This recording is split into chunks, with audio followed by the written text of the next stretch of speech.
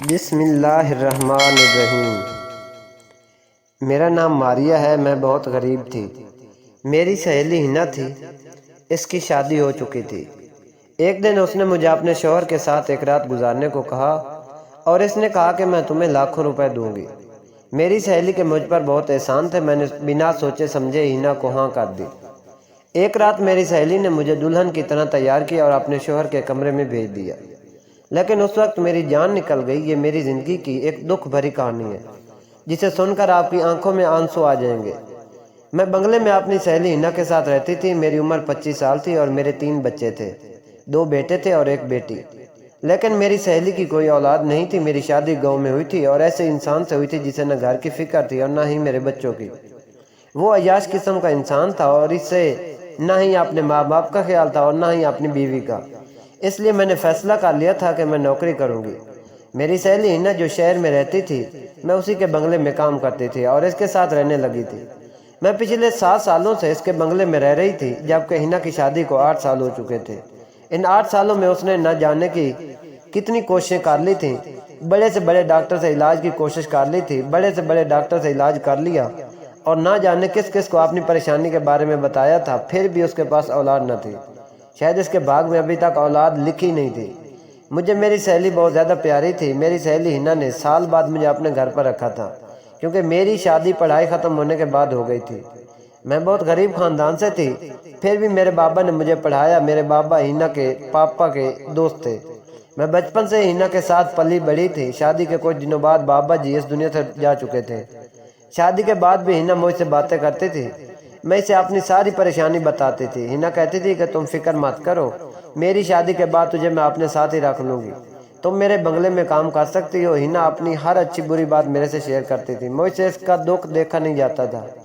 ہنا اور اس کے شوہر شان کو بھی بچے بہت اچھے لگتے تھے۔ ان کا کہنا تھا کہ کچھ بھی ہو جائے انہیں تو بچہ ہی چاہیے۔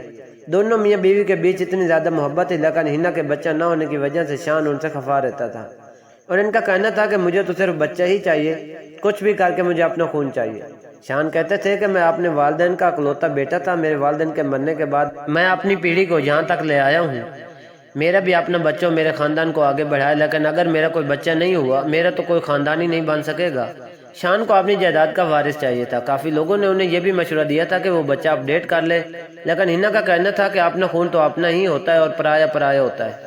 شان کی بھی ضد تھی کہ انہیں تو اپنا ہی خون چاہیے تھا۔ ہنا نے ہر طرح سے کوشش کر کے دیکھ لی تھی، لیکن پھر بھی وہ حاملہ نہیں ہو پا رہی تھی۔ وہ اس بات سے بہت زیادہ پریشان رہنے لگی تھی۔ اس نے جادو ٹونا بھی کروا لیا تھا۔ ساری کوششوں سے ناکام ہو کر ہنا خاموش ہو کر بیٹھ گئی اور شان کا کہنا تھا کہ اگر ان کو ان کا وارث نہیں ملا تو وہ دوسری شادی کر لیں گے۔ ہنا تو شان سے بہت پیار کرتی تھی۔ وہ نہیں چاہتی تھی کہ ان کے شوہر ان کی آنکھوں کے سامنے کوئی دوسری عورت لا کر رکھ دے۔ ایسا تو شان بھی نہیں چاہتے تھے، لیکن وہ بھی مجبور تھے۔ ان سارے معاملے میں نے ہنا کی بہت مدد کی تھی۔ وہ جہاں بھی علاج کے لیے جاتی تھی مجھے اپنے ساتھ لے کر جاتی تھی۔ اس مدد کا آج تک مجھے فائدہ ملا تھا، لیکن اس بار تو شان نے دوسری شادی کرنے کا پکا ارادہ کر لیا تھا اور انہوں نے کہا تھا کہ وہ کسی بھی حال میں اپنا فیصلہ نہیں بدلیں گے، کیونکہ انہیں اپنے بچے کی خاطر دوسری شادی کرنی ہی ہوگی۔ لیکن پیار وہ ہمیشہ ہنا سے ہی کریں گے۔ ہنا ان کی یہ بات سن کر بہت زیادہ اداس ہو جاتی تھی اور ہنا کی آنکھوں میں آنسو آ جاتے تھے۔ ہر بار شان ہنا کے آنسو دیکھ کر اپنے آپ کو اس بات کو چھپا کر ہی اس کام کو انجام دیتا تھا، کیونکہ لوگوں کے سامنے اگر شان اور ہنا کا پول کھل جائے گا تو لوگ انہیں غلط سمجھیں گے۔ ویسے بھی شان سے مجھے ڈر لگ رہا تھا، کیونکہ شان غصے کے بہت تیز تھے۔ وہ ہنا سے بہت پیار کرتے تھے، لیکن جب انہیں پتہ چلے گا تو کیا کہیں گے۔ ہنا نے مجھے کہا کہ میں زندگی بھر کی سوتن تو برداشت نہیں کر سکتی، لیکن ایک دن کے لیے اپنے شوہر کو کسی دوسری عورت کے ساتھ صرف بچے کی خاطر برداشت کرنے میں کوئی حرج نہیں۔ صرف ایک رات ہی کی تو بات ہے۔ ہنا نے اپنی سہیلی ماریہ سے کہا کہ تم ایک رات میرے شوہر کے ساتھ رات گزارو، 80 لاکھ روپے دوں گی۔ مجھے اس کام سے کوئی مسئلہ نہیں تھا، کیونکہ میرے پاس تو پہلے سے 3 بچے تھے، 2 بیٹے تھے اور 1 بیٹی تھی۔ اللہ نے مجھے بیٹا اور بیٹی دونوں دیے تھے، اس لیے اب مجھے کسی بچے کی خواہش نہیں تھی اور شان کو بھی ویسے بھی اولاد کی ضرورت تھی۔ ہنا نے ماریہ سے کہا کہ مرد کی فطرت کبھی بھی بدل سکتی ہے، اس لیے میں تمہیں ایک بات کہہ رہی ہوں کہ بچہ پیدا ہو جانے کے بعد تم اپنے گاؤں اپنے شوہر کے پاس چلے جانا۔ اس کے بعد ہم تمہیں اپنے گھر میں نوکری پر نہیں رکھ سکتے۔ مجھے ہنا کی بات ماننا پڑی، کیونکہ ہنا اور اس کے شوہر میری اچھی طرح سے دیکھ بھال کر رہے تھے، جیسے میں اس گھر کی رانی ہوں اور یہ میرے نوکر ہیں۔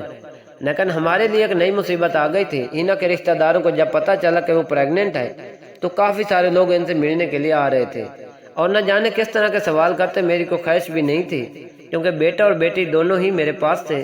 مجھے کیا پڑے کہ بے وجہ ایک اور بچہ پیدا کر لوں، کیونکہ مہنگائی کا دور ہے، اس دور میں اپنا کھانا پینا ہی مشکل سے چل رہا ہے۔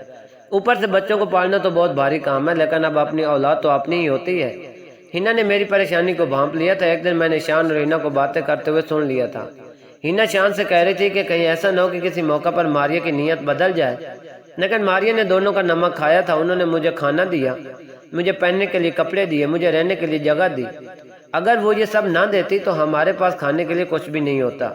میں نے ہینا کی کسی اچھی بات کو یاد نہیں کیا اور ان دونوں کو بچے کا خواب دکھا کر بھروسہ کیا تھا۔ میں اپنے بچے کو لے کر بہت دور چلی گئی تھی، جہاں چھوٹا سا گاؤں تھا، جہاں پر بہت کم لوگ رہتے تھے، جہاں پر میں نے پرانی سی جھونپڑی میں اپنا بسیرا کر لیا تھا اور اپنے بچے کی پرورش کرنے لگی تھی۔